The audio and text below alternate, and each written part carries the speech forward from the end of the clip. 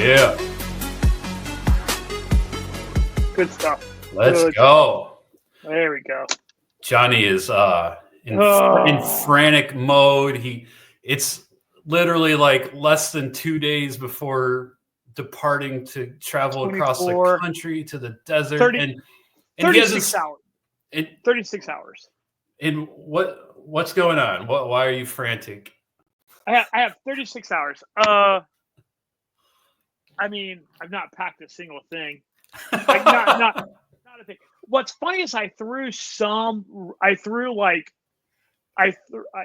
like you and I are talking about, like I have this like really strong, like whenever I travel for running stuff, whatever I really truly want to run in, I either wear, i.e. shoes or something like that, or I pack in my carry-on.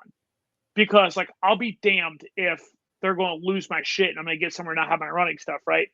So I have a bag that I was thinking about using for my carry-on, and I've already talked myself out of that bag. So I basically have to unpack my carry-on bag and pack it into another bag that I want to use more. But outside of that, I have absolutely nothing packed. I mean, nothing. I do have my black hole bag pulled out, ready to be packed, and I do have 10 pairs of socks laid out to be packed. But outside of that, it is full scramble mode. Here's the thing. Yes, we're 36 hours out and I haven't packed at all. But also, I'm just going to be like, okay, I need 10 socks, 10 shorts, 10 t-shirts, one pullover sweatshirt, one zip-up sweatshirt, my puffer. And that's where it gets tricky. Then you're like, well, then I need this. And you got to make sure you have the required gear. Yeah. That's right. Like I have to find like I'm a fucking space blanket. Are we serious right now? Like do you need an extra? I have extras if you need one. I mean, what's funny is I have one from like legitimately 1996 when I was in the Army. Like it's a military one. But that bastard's huge. Like it's literally meant for you and your buddy to get naked and curl up in like a fucking burrito. It's massive. You know what I mean? Like yeah. I mean, listen, if Pete is on death's doorstep, yes, I will get naked and spoon with him. But I'm telling you, that dude has better be. I mean, 1 foot has better have broken the threshold of the door before we get to that point. You know what I mean? Like I will say it's so hard to pack for running when you're traveling. It's just like you're thinking of every scenario, and like it's almost easier just to throw all your shit. So here's the like I had a Chaz asked for the it's funny. I was joking about how you said it to me. I'm like, I'm not going to read this, nerd. And then, like last night or the night before, Chaz texted. It was like, "Hey, does anyone have the packet?" I'm like, I do, but only because Jamie said it to me. So I'm like, well, when I forwarded it to him, I thought, oh, maybe I should actually read this. Right when you sent it, and then Chaz asked for it, I'm like, maybe I should.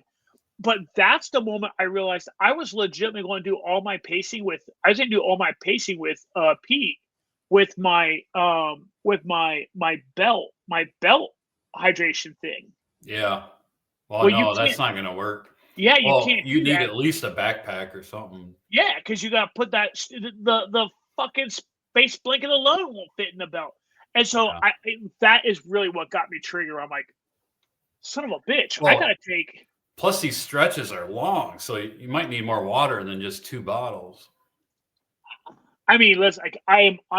It's funny because I kind of committed to pacing him for like an early 18 miles, and then I was like, wait a second, like, what the fuck am I talking about? Like, my knee is still like my knee's very, very healthy compared to what it was, but like I'm like. My long runs right now are 7 miles. Why the fuck did I just tell him, yeah, I got you for a 20-mile leg? And so, like, when we get out to Arizona, I'm like, hey, remember that 20-mile leg I said I got you on? I'll take the 10-mile leg of it. Like let's. Yeah. So I'll probably do like I'm not doing. I hate to be the bearer of bad news to you on our fine podcast, but you, Chaz, and Ron are doing the lion's share. Where all of us got lucky, where me, you, and Ronnie got lucky, is Chaz is training for a big race. Yeah, he's the one. He's gonna get the lion's share. And what's funny is like we were talking. He's like, no, he's like, I'm not trying. And Chaz's like, I'm not trying to be a dick. I'm not trying to like steal all the thunder, but like, I actually need the miles. So he's like, he wants the miles. Yeah, and so he's like, do you mind if I do this, this, and this? And Ronnie and I are sitting there drinking a beer with him. We're like, fuck no, we don't mind. We're like, yeah, man, have at it. Like that just means more drinking at the bar for us. Like, get out of here. Yeah. So exactly. All right. Well, let's dive into this so you can get to packing. Well, at least a little bit until the wife gets home. Is like, shh, knock it off. So it's time for bed. Yeah. All right. So Canyons 100K, the last golden ticket race of the year. And it was a good one. Cole was on here last week. We were making picks.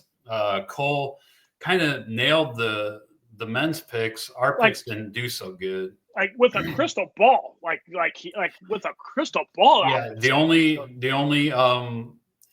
thing that he had wrong was that he had Rod Farvard winning, and then he had Poopy, Hans Troyer, and Hans Nomberger in second, third, and fourth. And those three, Poopy, Francesco Poopy, Hans Troyer, and Hans Nomberger, did get second, third, and fourth. So he just missed that first one, but he had those three up there. Yeah. Anyway, interesting start to the race. They had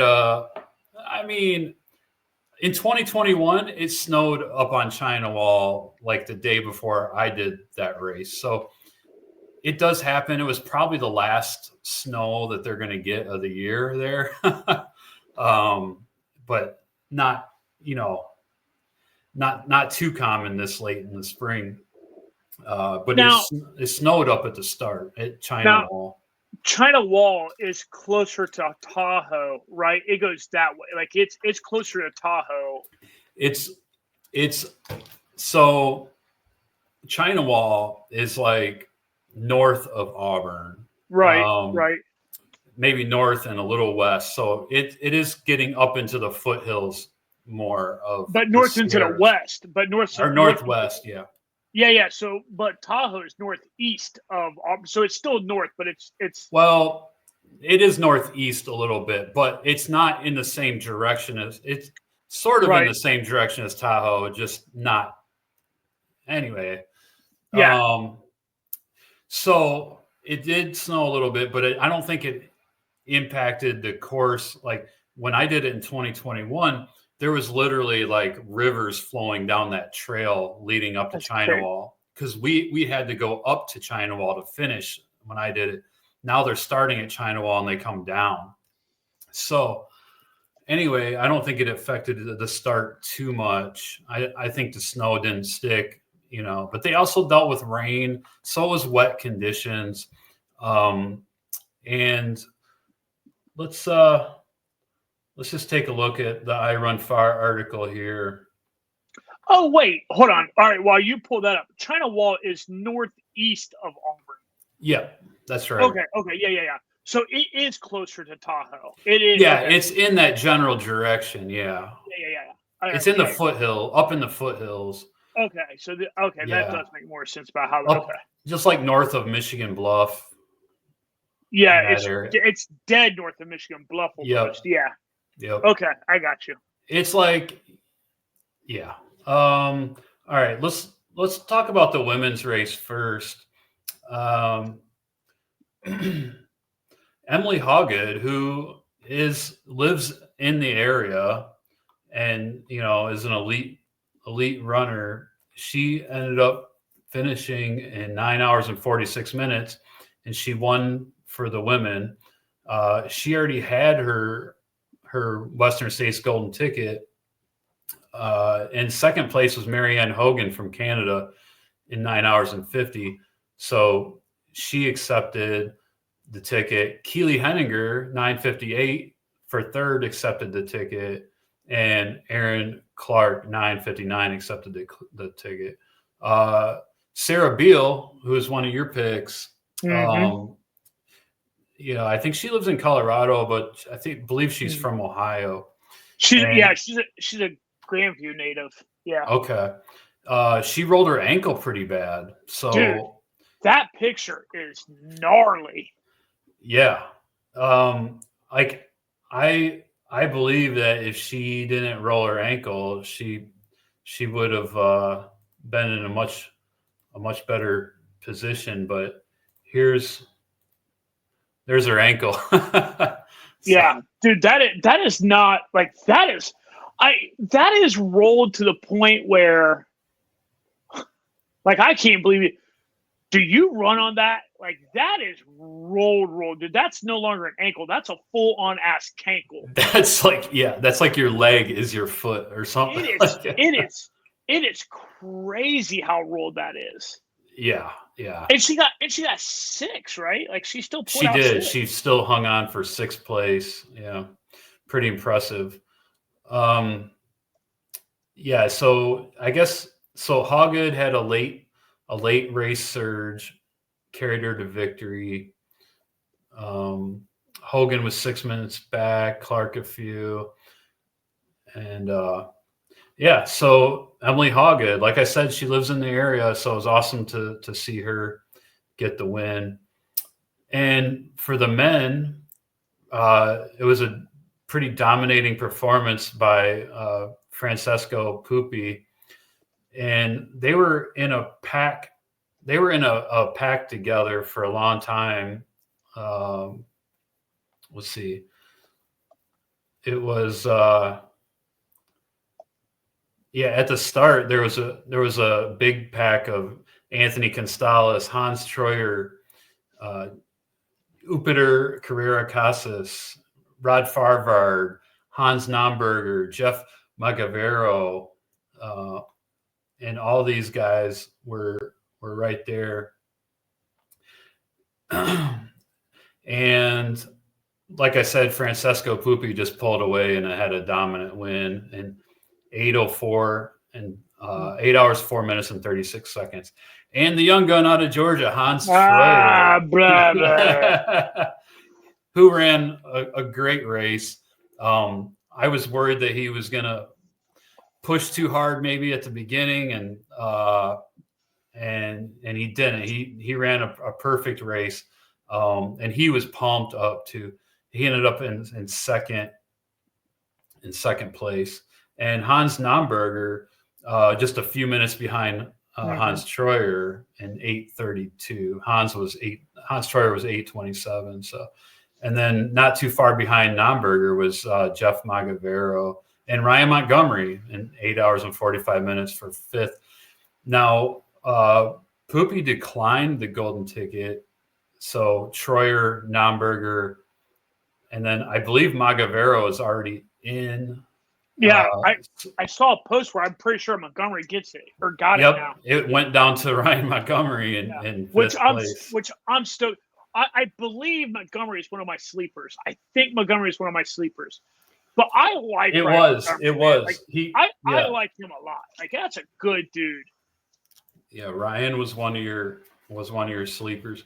Yep, good call on that. But anyway, Farvard came in 9th, and I think honestly, he's already in Western States. I imagine he was using this as a training run. Probably didn't want to push too hard since he was already in. That's just a guess. I haven't heard anything from him, but as one does when they're not pushing too hard on 100K, runs a 9:04. Yeah, as one does, right? With like 12,000 plus feet of gain, and just out for a Sunday jog. That's right.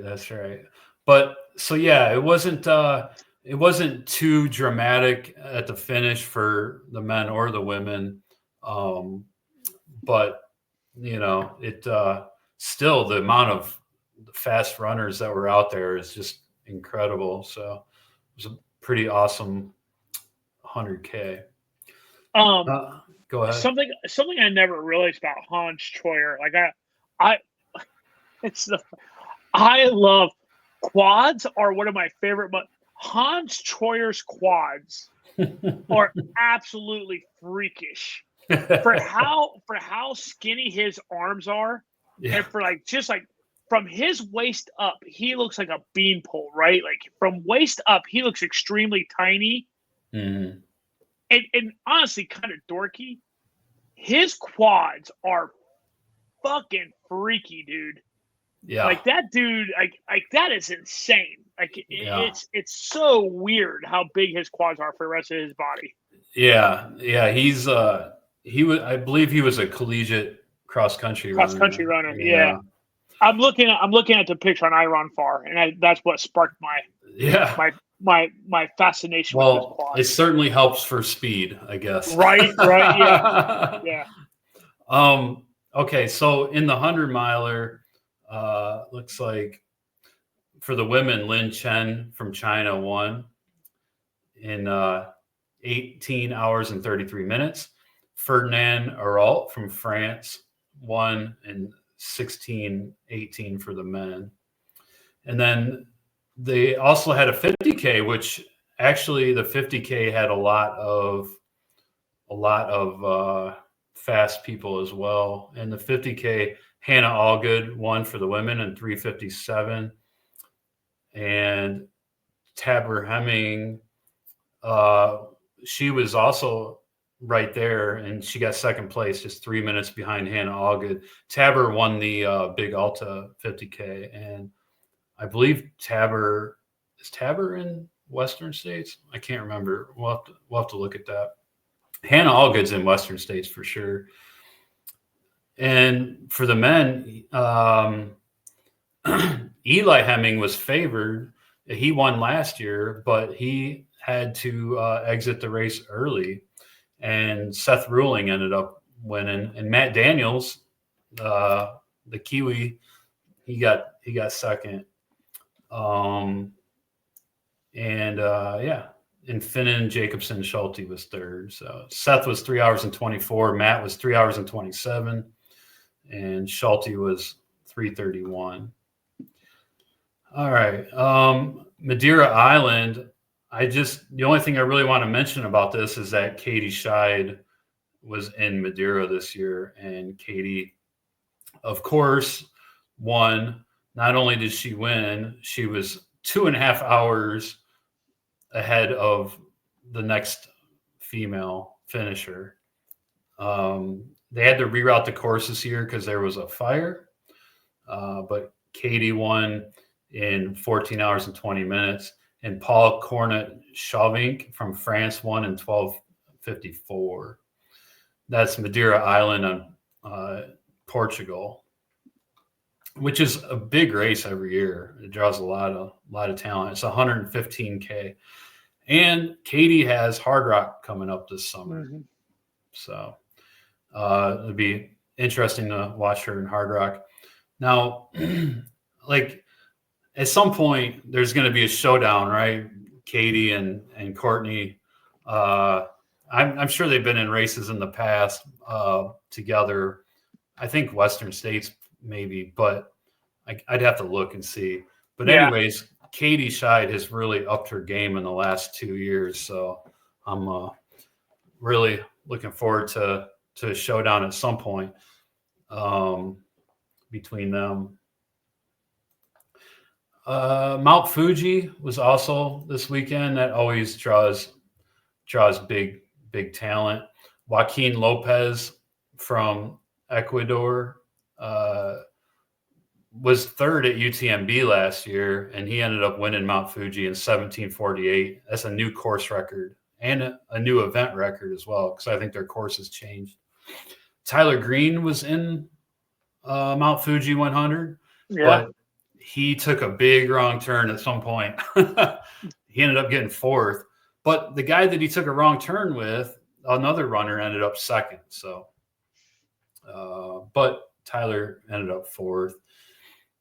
And for the women at Mount Fuji, Man Yi Chung from Hong Kong, 23:42 was the winner. Skunk Ape, Skunk Ape 100 was. I just love their name and all of their like artwork. All of their artwork is phenomenal. Yeah, Skunk Ape is really, really cool. Like their finisher blow up thing is cool, Yeah. and like, yeah, it seems like a great group that puts that race on. Let me see here. So Frederick Shea from Orlando is first in 21:46, and let's see, for the women, Erica Reinsel from, I'm sorry, Shea Frederick is the men's winner, Shea Frederick. And Erica Reinsel from Jacksonville was third overall, but first for the women in 23:05. And a cool thing about Skunk Ape this year is that Gary Dudney, who used to write for Ultra Running Magazine, finished his 100th 100 miler. Golly days. And so he joins a pretty elite club. Yeah. I think there's 31 members of the 100 by 100 club. So he's in very elite company doing 100 milers. And the hard part about Skunk Ape, honestly, is that thing called the berm. Have you seen this? Is it on the little video? Yeah, but looks like that reel is already gone. I don't know if it's in any of their pictures or not, but wait, the reel? Not a reel, but the story. The story, yeah. It it just took it from me too. Yeah. So anyway, my whole thing with everything that is like Florida racing, I mean, essentially, and well, it's not exclusively Florida, but I think every race I've seen come out of Florida, dude, that sand, they love to end or like they love for their races to go through sand, and I am just not about that life, man. Like I cannot stand running in loose sand. This is the berm. So the berm is thick sand. Yeah. And it's a section of their 100-mile course. And I saw several pictures on stories they had when they were marking it, and they were just like, the berm. Yeah. I'm just like, F no, man. Like, yeah. You can give me mud, you can give me, rocks, whatever, but that sand, hard no. Yeah. Just running in sand. I have flashbacks of the late 90s when I was in the Army at Fort Bragg, right? And like we had to do forced road marches and the occasional run on the fire break roads, which was loose sand. And I just hated it. I hated it then. I hate it now. I just miserable. Yeah. Running on sand and it's just no fun. Snow, I'll even take snow over sand. Okay. So Cole reached out to us. He was out at this race, the Lake Waramaug Ultras, and I had never heard of Lake Waramaug Ultras before, but apparently this is the oldest 100K in the United States. And I believe it's been going on since at least the 100K. The 100K has been going on since like 1974. Which is why, like, that's why. Like, how did that fly under the radar for so long? I have no idea. Everyone knows about JFK. Everyone knows about Western states. Most people know about Old Dominion, Vermont, Mo. Right. Like, how has this flown underneath the radar for so long? Yeah. Or maybe it's just you and I that don't know about it. I don't know. Maybe it's in Kent, Connecticut. They have a 100K, a 50 mile, and a 50K. I'm not really sure. I don't know much about the course. Their website is it's a Facebook page. Man.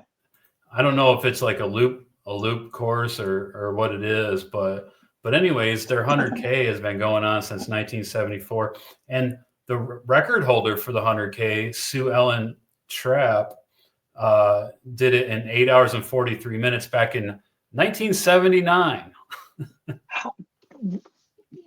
So this year, 2 ladies broke the course record. Sierra DeGroff from Las Vegas was the first female, second overall, and she finished in 8 hours and 18 minutes. So she now has the new course record. And Lila Gondral from Cape Elizabeth, Maine, it was 8 hours and 42 minutes. So she came in just like a minute under that course record too. So yeah, pretty awesome. And Justin Kowski from the men side won. He won first overall, 7 hours and 34 minutes. So looks like Mount to Coast was a sponsor out there. Yeah. Cole was out there slinging some Mount to Coast swag. Dude, but looks like it was a fun time anyway. This race is I'm intrigued by this race. Like, if you look at the 100K top finishing times, like no one, the men's and the women's, up until this year, like you said, no one has really touched any of their shit. Yeah. Looks like the men's record was 1982. Yeah. It's 82, 83, 80, 83, 81, 76, 80. Like who were these maniacs? Dude, that's, you know what? Like, yeah, back then they were all out. Yeah.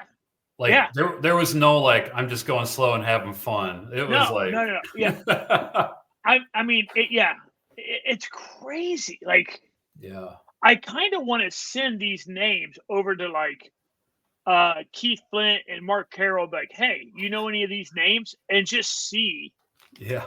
Because they used to do like legit ultra running racing down in like Virginia and shit like that, you know what I mean? So I don't know if they ever made a way up northeast, but like these are crazy ass times. Yeah. I wonder if they've heard of this event. I don't know. But pretty cool. Thanks, Cole, for bringing that to our attention. Definitely. Zane Grey was also this weekend. That's a race that's been around for 35 years, and that's in Arizona up on the Mugian Rim. That's where they have the Mugian Monster race. But Zane Grey's been going on well before Mugian Monster, since 1990. And, you know, you hear all the older elite, not older, but the elite runners from like when we first were getting into it, you know, they all talk about Zane Grey. They're like, that used to be the race that everybody went to. Ned Sudbeck was first in 4 hours and 24 minutes, which, that's for the 27 miler. I was like, what? Like, what are these times? Is that like a new world record? And then the first place female for the 27 hour was Erica Rackley, or 27 mile. I mean, Erica Rackley in 4:59. But the 50 mile is the main event. And Avenome Meyer was 8 hours and 16 minutes, first overall. Nick Curry, second. I haven't seen his name too much this year on race results. So good to see him pop up. Yeah. 8 hours and 36 minutes. And then first for the women was Sandy Nypaver, who broke the 21-year-old record. And she finished in 8 hours and 52 minutes. And Susie Steffen was second for the women, 10 hours and 45 minutes. one of my Strava friends, Eric Sensoli, he ran this, or I'm sorry, Steven Sensoli. Why did I say Eric? I don't know. I'm like off today. Steven Sensoli, a Strava friend, ran this race and just absolutely crushed it. And this race is called Thumb Coast Ultra, and it's on the thumb of Michigan, if you know, like the shape of the state. And this race, it goes like on dirt road, mostly dirt roads around the thumb. It's a very flat, fast race. And Steven finished in 7 hours and 10 minutes, or no, 7 hours exactly. So he smoked it. And first place for the women was Maggie Wood in 8:39 at the Thumb Coast 50. Thumb Coast 50. Costume Chick was out at the Bronze Dragonfly 30 hour in Savannah. We covered this race last year, but that was her costume. That's a Bronze Dragonfly if I've ever seen that one. That is a Bronze Dragonfly, confirmed. That's a pretty good one. Shorty. Okay, so Telescope Peak.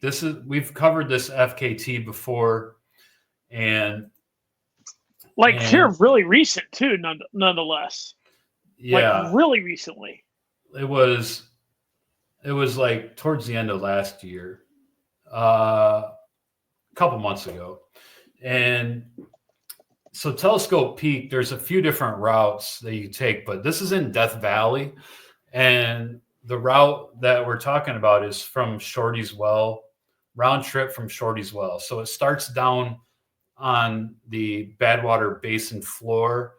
Actually, funny, the pic of our background here is Badwater Basin.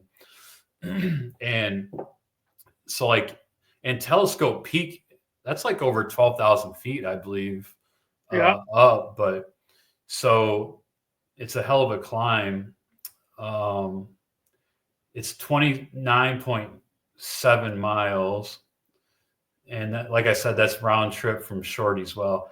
And Sam Galati just did it in 7 hours and 39 minutes, which is insane. If you go to his Strava post here, that's 11,788 feet of climbing in 31.3 miles. So, and that's up and down. So really you're getting almost 12,000 feet of climbing in like less than 16 miles. That's a pretty insane climb. And he did it. And he did it now. Like it's probably not hot there yet, but it ain't cool. But no, I think it was 80. I think it was 80 on the floor. It's probably cool when you get up in the elevation, but it says he started at 9 a.m. Badwater temps only supposed to get into the upper 80s. The run up the canyon was a slog. Going up was steeper than he expected. The trail was very faint to the point it was basically a bushwhack. At one point, he accidentally stepped on a cactus while navigating. Had to pull a couple needles out of his shoe. And once getting onto the main trail to Telescope Peak, the going became easier. That section would have been entirely runnable had he not climbed 11,000 feet already. There was some pockets of snow left up high, but it didn't cause any issues. Summited in 4 hours and 49 minutes. Took a couple minutes to enjoy the view and refuel. Figured he needed to average about 12 minutes a mile on the way down to get to FKT. Given it was all downhill, figured no problem. The run down was a nice warm-up for... the run down the main trail was a nice warm-up for what was to come for the rest of the descent. The descent was rough. He had forgotten how slow, super steep, loose descents are.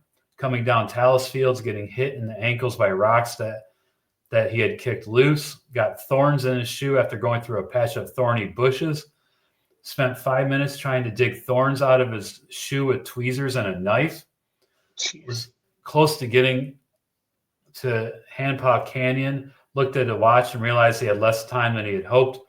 Going down had been much slower than he expected, plus the stop to pull the thorns out.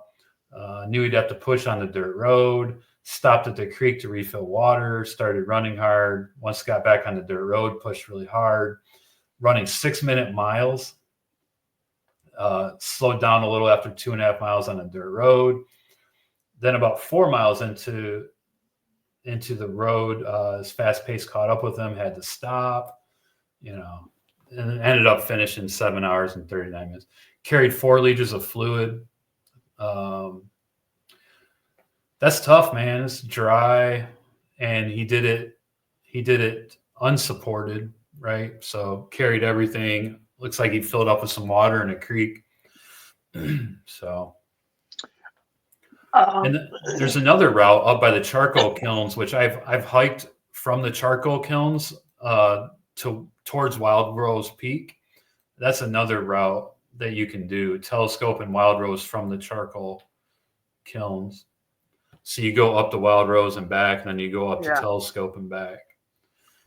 I'd love to go up to Telescope Peak sometime, though. Death Valley is one of my favorite places. So. The other thing I like to do with a lot of these folks that set these FKTs is look at what other ones they've done. Oh, you know what I mean? And like this particular guy, Sam Galati, like this dude's no slouch. Like he's done. This is his this is his third. Yeah. Like possible FKT he set. Mm-hmm. I mean, like pretty impressive, man. It's pretty cool.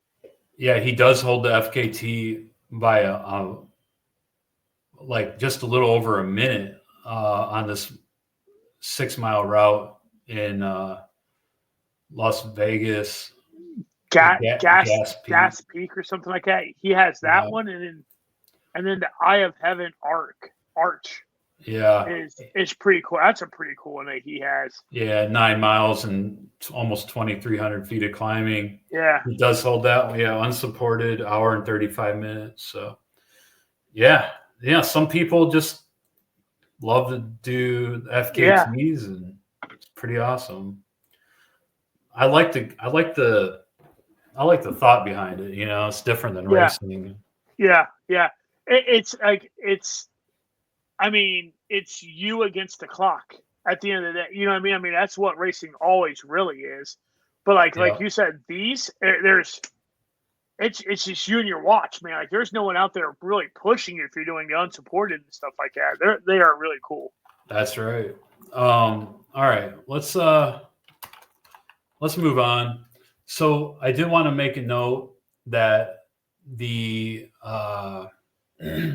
that film that Jam and those guys did at Aravaipa or at the Mountain Outpost group, the film The Chase, which is about Cocodona, it's now available on YouTube, the full film. So, and it's free on YouTube. So kind of cool. I haven't checked it out yet, but we'll be watching it very soon.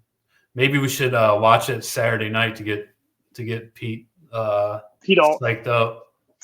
What we should do is just have it blaring ass loud Sunday night. So it's just that's why he's trying to sleep. It's funny you said, because I was just getting ready to go and check on YouTube just to see if I could like download. Like, of course you can download it, but I was like, I'll watch this son of a bitch on the flight out. Do they have Wi-Fi? Like, I know Delta has free high-speed Wi-Fi on some flights. I don't know. My cheap ass ain't paying for their Wi-Fi. Well, that Wi-Fi that you have to pay for is not high speed. It's not like streaming quality. So yeah, I'm saying. Do you have YouTube TV? You can download it. Oh yeah, I do. Yeah. So I'm gonna download it and just watch it. And like, That's cool. F their shitty ass Wi-Fi. So, Heck yeah. Anyways, so yeah, the chase is available on YouTube. Pretty exciting, especially since Cocodona starts on Monday. But before we get into that, I just wanted, since all the golden ticket races are done, I just want to go through and talk about some notable names that did get golden tickets throughout the races since CCC and at UTMB last August. Hayden Hawks, well, Hayden was already in top 10, even though he won the CCC. Adam Peterman accepted golden ticket. Daniel Jones from New Zealand. And then Javelina, Riley Brady accepted. Hannah Allgood, David Roche, Jeff Magavero, and then Black Canyon, you had Tara Dower. Looks like MK Sullivan withdrew. She's not taking the golden ticket. Lynn Chen, Abby Hall, Seth Ruling, Will Murray, and String Bean Joe McConaughey. And then Tarawera, Caitlin Fielder, Nancy Jang, Hiroki Kai, and Adrian McDonald. Chianti, you had Fiona Pascal, Johanna Antilla, Killian Jornet, and Vincent Bulliard. it's going to be a good year, dude. And then, oh my God. And then Canyons, Marianne Hogan, Hans Troyer, Ryan Montgomery, and Hans Nomberger. It says pending, but I thought he was going to accept. But anyways, that's just the golden tickets. That's not even like the top 10 men and women that are coming back. Rod Farvard and Jim Walmsley. Man, it's going to be insane this year. Hans Troyer.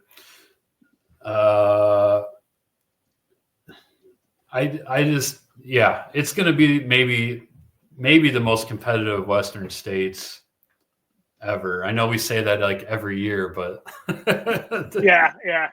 for the men and the women, it's going to be really exciting because you got just all is Courtney coming back to Western States? I can't remember. I don't think so. No, I don't think she's in this year. No. Okay. I know she's doing Cocodona, but yeah. Hey, we have to jump back about something real fast. Okay. Lake Waramaug, right? Yeah. I went ahead and I was texting the Grand Poobah, the possum. Okay. I was texting Lord Possum about that race. Like, hey, he's like, oh yeah, it's been around for a while. Yeah, I know that race. And I'm like, dude, like the course records are fucking freaky. Like, holy shit. And he's like, yeah. He's like, you know who ran that? Rob Powhash ran that. Oh, okay. And according to Lord Possum, ran it really, really well to the tune of was like up with the lead pack. Ran it well. Nice. Like, oh shit. Oh, Rob Powell putting in the work back in the day. Oh yeah. He was a strong runner.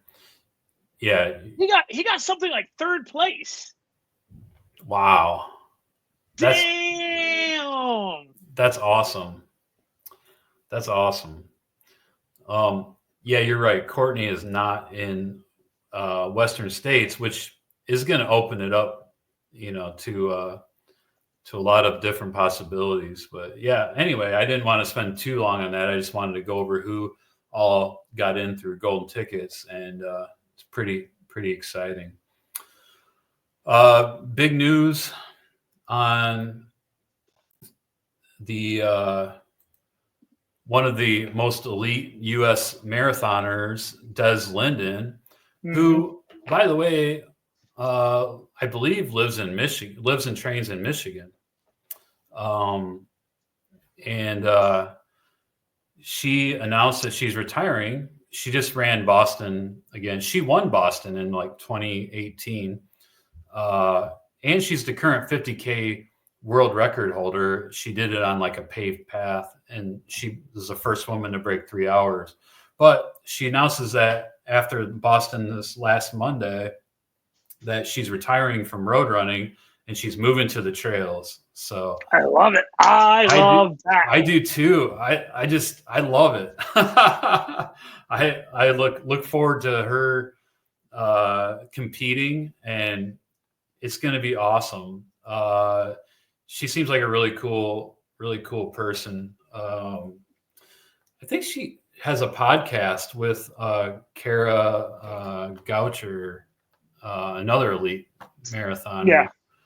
But anyways, so currently she has plans to go to the Western States training camp on Memorial Weekend to see some of the course, because she is going to be pacing String Bean Joe McConaughey at Western States. Oh man, that'd be so cool. Yeah. I think we have guests in town that weekend in June, or else I might be making the drive up to Western States. I mean, hey, Jess, I'm sorry, but you got to entertain the guests. I got to go do some stuff. No kidding. Yeah, so pretty cool that she's coming over to the dark side, the trails. Mm-hmm. Maybe it's the good side. I don't know. She is signed up for Tunnel Hill 50 in the fall. Dude, she's going to burn that effing thing down. Yeah, if she does it. She says she's not sure if she's going to do it or not, but she is signed up. So yeah, if she does it, she is gonna. That course is built for an elite marathoner. Yeah, dude, she will crush that thing. No doubt. All right. I guess we can. Oh, Cocodona. All right. Yeah. So. Oh yeah, there's that little thing. The most important thing about Cocodona is that Johnny and I are going to be there. I mean, clearly, let's be honest here. But no, in all honesty, Cocodona, it's going to be awesome. Like, I've followed this race very closely the last few years, watching the live stream, been glued to the live stream. And Johnny and I are going to be out there crewing and pacing, or handling and being safety runners for handling and safety running for our friend Pete, who has been training his ass off. So it's looking forward to a week out in the desert with all the OG Ohio running friends, and it's going to be a good time. But figured we'd just maybe go over some of the top ranked, ultra sign-up ranked runners that are entered. And Geraldus Sabertus, he won last year, and he is the highest ranked person running the 250. And Jackson Wolf is second ranked, and Kyle Colavito is third, and Dan Green, and then Ryan Sands out of South Africa. Like, he's just busting back onto the scene, former winner of Western States, and Jesse Haynes out of California, another strong runner.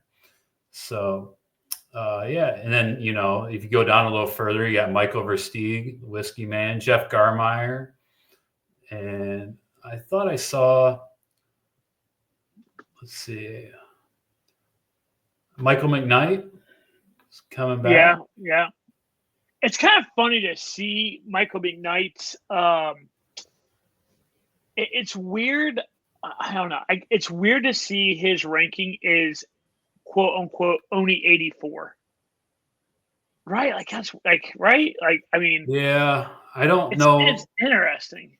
I don't know his history right off the top of my head. I know he's won. Yeah. He got maybe when did he get third last year? He is a good long distance runner. Yeah.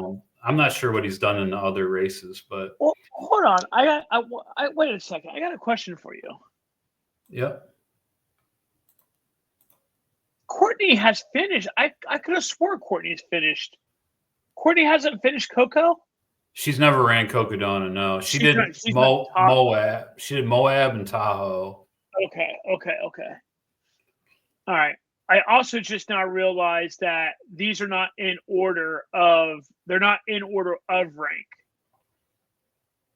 Oh wait, yeah, they are. They are. I'm gonna go over the women next. Yeah, it's weird the way this is broke down. It's overall rank and then it's age rank. Yeah. So for the women, Georgia Porter is ranked highest, 97.7. Taylor, and you know what? These rankings are not a great barometer of who's the best and who's not the best, just because it all depends on which races you've done, right? Or how many races you've done. I mean, Courtney has run some races like with her mom, or she's run some races that she hasn't won, or and that was her choosing, or hasn't done well, but that was because of external factors that she chose. But she is ranked third. Taylor Scornavaco is ranked second for the women. Courtney DeWalter third. Lindsay Dwyer ranked fourth. Rachel Entrican fifth. Randy Orm sixth. Mika Tews seventh.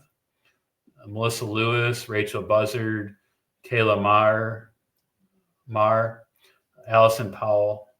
That's like your top women. Sarah Ostrozewski is running. Yeah. So it should be Shelby Farrell. There are some heavy hitters at Coco this year. Yeah. So, but I really think there's not Courtney is a dominant runner. Yeah. It'll be interesting to see, but lots of stuff can go wrong in 250 miles. Oh God, yeah. Yeah, so, it's gonna be crazy. It'll be fun. It'll be fun to follow, and we'll be able to have a front row seat to this stuff. Really quickly, I just want to go to the 125, the Sedona Canyons 125. If you look at the men rank, we got Brady McDonald is first, Cole Crosby second. Damn, let's go, Cole. Look at him coming in with a 93.9. Yeah. Damn. Sean Rogers, Nick Allen, Brandon Rickey, Kevin Dye. So yeah, this should be fun to follow Cole. I hope we get to meet Cole in person. It'd be cool. Yeah. And then for the women, Andrea White, Julie Fingar, which she's been around the ultra scene for a while. She lives out in the Auburn area. Wait, what day does the 125 start on? That is an excellent question. I don't know off the top of my head. I kind of wonder if it doesn't start. It starts later. I know that. Yeah. When would you want it to start? I have a theory. Would you want it to start? Would you want the 125 to start to where I think it starts Wednesday.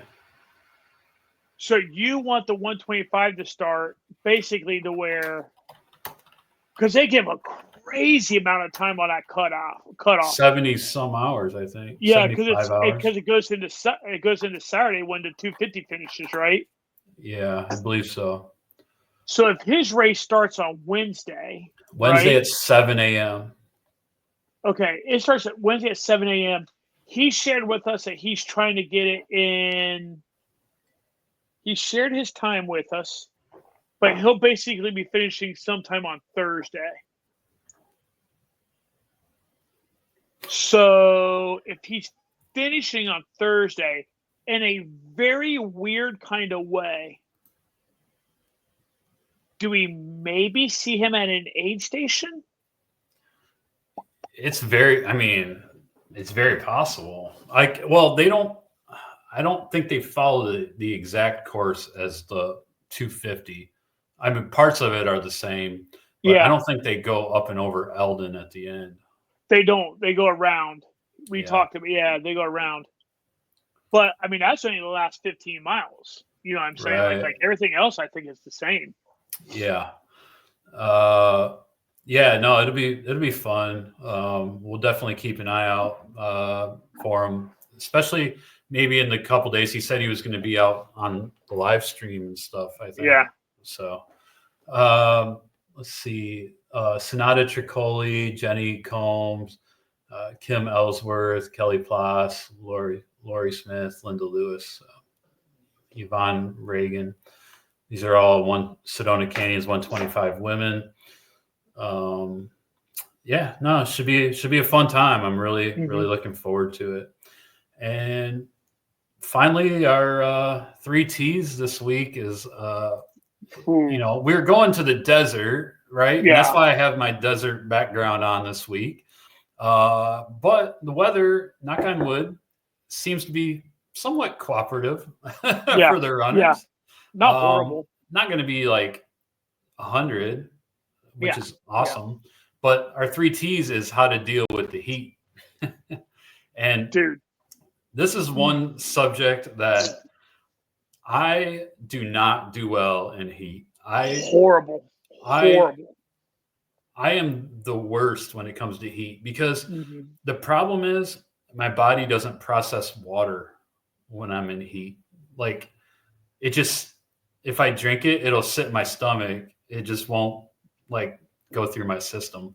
Yeah. And then finally, like if I'm in a longer, like 100 miler, finally when I get to the nighttime, if it cools off, it's like the floodgates open, man. Like, peeing like crazy. But no, I don't do well in the heat. I never have. I have figured out though, keeping the sun off your skin if it's exposed is very important, because if you don't do that, then even when it cools off, your body, you're still going to be hot. Like you're still going to be messed up. So if you can like wear one of those sun shirts and keep the sun off your skin, that's very helpful. Of course you got to hydrate, right? And you have to take electrolytes. You have to. Yeah. Now that's the hardest problem to solve, right? Is like, if you get swollen fingers, it doesn't necessarily mean that you are low on electrolytes. It doesn't necessarily mean you're low on water. It could mean that you're high. You maybe drank too much water, or you've taken too much electrolytes. It's hard to know which one is true. So you kind of have to just like stop both of them for a little bit. And I don't know. It's like if you got water sloshing around in your stomach, you probably need electrolytes, but it's just, that's the hardest thing to kind of figure out. And you do start to figure it out over time. You kind of figure out how you feel when you are low on electrolytes, or how you feel when you're low on water. So, but yeah, keeping the sun off your skin. Oh, and ice bandanas. Ice bandanas are a game changer. You can put ice in them, wrap them around your neck. Some people use arm sleeves. I'll pack ice in arm sleeves. That's very helpful. I just it's never been a good heat runner. I'd rather run in the cold any day. Yeah, I am. I will endorse everything you. I am horrible at heat. Like it just cripples me. And it's just like you. Like I cannot dude, I mean, I've been doing this shit how long? Like, I don't even know how long now. And like to this day, I cannot figure out. Oh, look, I look like I have Vienna sausages in my hands.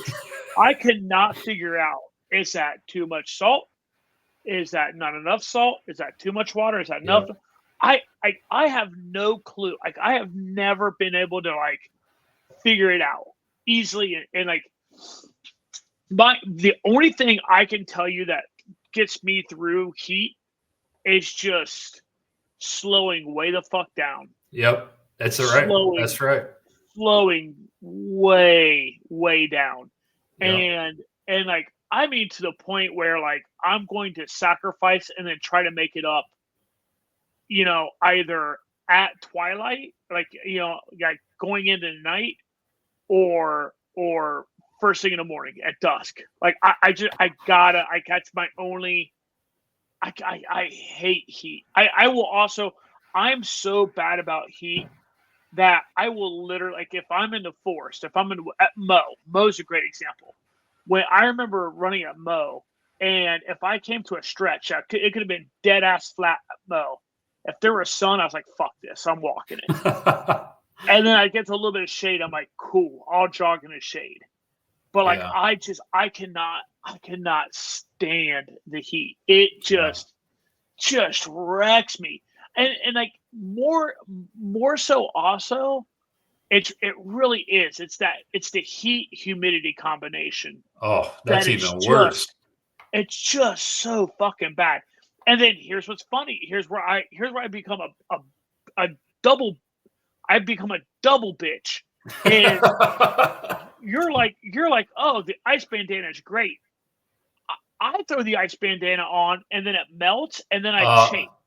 Yeah. And then it chafes. And then I'm like, oh, feel sorry for me. I got an itchy back now. And then I'm bitching about the chafe. And then I'm bitching about, dude, I cannot. And like, and here's what really sucks is there's races I want to do that are hot races. And I'm like, I'm going to be a raging asshole, pain in the ass the entire time. I cannot stand being hot. The only thing I do is just slow down and make up time later on. So the year that you and I spent some miles together at Mo, that it was hot that day, and God, that it was so bad. That second loop, I remember that section from what's the last aid station on the loop? Hickory Ridge. So that section from Hickory Ridge all the way back down, it's all that bike trail. Yep. I remember on that bike trail just leaning against trees, trying not to pass out. And I literally walked that whole bike trail downhill. And what's crazy is that's a good part of the course to make up a ton of time, but you're just like, I don't have it in me. I remember do it. Yeah, I remember being on that. Oh, no. Dude, I shit you not. I can go back to this section of trail. It's between Cover Bridge and Hickory Ridge, though, and it's this climb, and it's not the climb, but it's one of the climbs back in that area. Because that little area's got some gnarly ass climbs. It does. But this one particular stretch, it is the least wooded section. And it just painfully opens up, and like the ground's even a little bit different. The dirt's a little bit lighter of a brown there. It's a little bit more rocky, and like this section of the trail is just like, it's just one of those like parts. It's really burnt in my head, right? I remember crawling up that section of trail that year, and honest to God, thinking, I feel like I can feel the heat radiating off the ground this year. That year sucks so effing bad. It was ridiculous. Anywho, your 3 T's, don't run into heat. Fuck that race. Find a cooler race. No, but like I do think my only opinion or my only tip, trick, or whatever for running in heat is tons of water, tons of electrolytes, and move slow. Yeah. Just move slow. And you have to eat too. You can't forget about eating, because if you don't eat, you're fucked. So even though you don't want to eat, nobody wants to eat when it's hot. Just try to get like liquid calories. Try to get, I don't know, anything. And dude, you are so right, because what's wild is if you don't eat, your body gets even hotter, because it's like, well, what's going on? It gets hotter. So you've got to cram. Running in the heat, it's just a whole nother beast, man. Yeah. That's why Badwater 135 really blows my mind. That's a whole nother level of insanity. Yeah. Like I get it. Like, it's funny because like everyone who's ever been to the pre-race for Western States has heard the same thing. Like, oh, down in the canyons, you're going to spontaneously combust, right? Everyone makes that joke. And like, I can't, like, there's parts of that race that I can't wrap my head around, because it does get so hot. You know what I mean? Like, it's gross. So who's running Badwater this year? Jeff Peltier, that filmmaker he does a lot of trail running videos. Awesome. Yeah. Like, made my favorite trail running videos. He's running, so I'm really looking forward to whatever video he's going to make at Badwater this year. It's pretty awesome. Didn't Sally get back in? I think Sally's back in too. I think I heard that somewhere. Yeah, that'd be awesome. She's one of my dude. She is one of my favorite people. She is just a badass, man. Like her workout videos are just like freakishly amazing. It makes me feel inadequate. I do. I thoroughly enjoy just watching her little Instagram, like little reels or little story, like, or I'm like, that is what, and like, she's just so like matter of fact about it. You know what I mean? Like, there's nothing. I don't know. There's something I really appreciate. And like, she has one of the best like personalities of all ultra runners. Like, she used to be on Trail Runner Nation podcast a lot, and she's just always laughing and just like such a great person. So yeah, I can't imagine if someone came up and was like, breaking news, Sally McRae, shitbag. I would be floored. I would just be absolutely floored. Yeah. You know what I mean? Like, I don't know. I don't know. She seems like such a good person. She is. Yeah. I mean, yeah, she's awesome. Like, even I remember like commenting on their social media post or something in the past, and she, respond right away, and like, that's pretty cool. Yeah. All right. Well, I think that's it. So, little housekeeping.